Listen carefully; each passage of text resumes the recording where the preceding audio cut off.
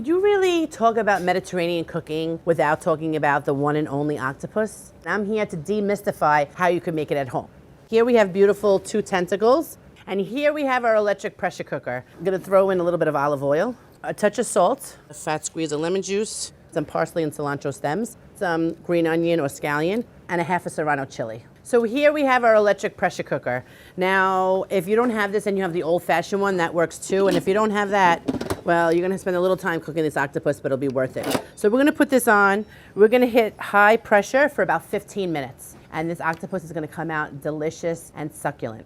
So at this point, we want to check that it's done. And a simple trick to do that is to take a paring knife and just slide it into the thickest part. If it slides in and slides out very easily, then you know that this is nice and tender. And as you can see, it is fully cooked. So you're going to let this cool down. You can put it in the refrigerator like this and give it about 10 minutes to 30 minutes until it cools down. So while my octopus is chilling, we're going to start with the vinaigrette that's going to adorn this beautiful dish. I first zest 1 lemon, and then I supreme the lemon by taking the pith off and then cutting in between the segments so we get that nice supreme of lemon. I'm going to cover this with olive oil. As this sits, we are going to work on some of our other ingredients. So I have some Castelvetrano olives, and I don't know about you, but these are kind of my favorite queen of olives. They're silky, they have a lot of flavor, they bring texture. Add a little bit of grainy mustard, a little bit of red onion that's finely diced, and last but not least, you know my favorite, we have cilantro. What I want right now is not to mix it all together. I'm going to mix it right before we plate. I want the lemons to kind of their cells to be infused with the olive oil, and each of those layers of flavor that we put in there to kind of sit. Okay, so the octopus chilled for about 30 minutes, and we're just going to separate the tentacles very easily, as you can see. And now normally I would like really heavily season, but here I'm just going to season a little bit because we had salt in the water, and octopus inherently has its own salt because it lives where? In the ocean. So we're going to put this down, and this is going to take about 6 minutes, 3 minutes on each side. So while this octopus is going, we're going to make a little bit of harissa oil to drizzle around the plate. Now we all eat with our eyes, right? And this plate is going to be a stunner. It's going to be like a centerpiece that you're going to hang up on your wall. So here I have some olive oil and a little bit of honey.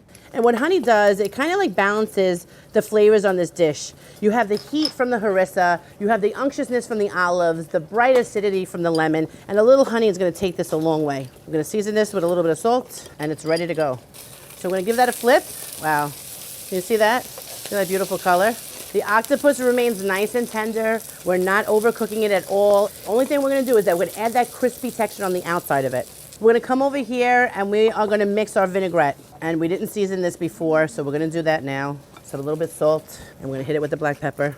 So this is a technique that I like. I like to dress the plate. We're just going to put a little bit around there. I'm going to throw down this gorgeous big piece of octopus. And then we're going to adorn these little pieces around because we want people to know this is going to be delicious, but we're also eating with our eyes, right? We're going to finish it with a little bit of our harissa oil that we made, studded with that honey. That's going to bring sweetness to this dish. And then something that I love is a little bit of Fresno chili. And just to reinforce the flavors on the dish, I'm going to throw in some cilantro leaves. Whatever favorite song is playing on your playlist, that just got dropped right on your head. This is an explosion of flavors. I'm telling you, this is a dish that you're going to remember and want to make for yourself.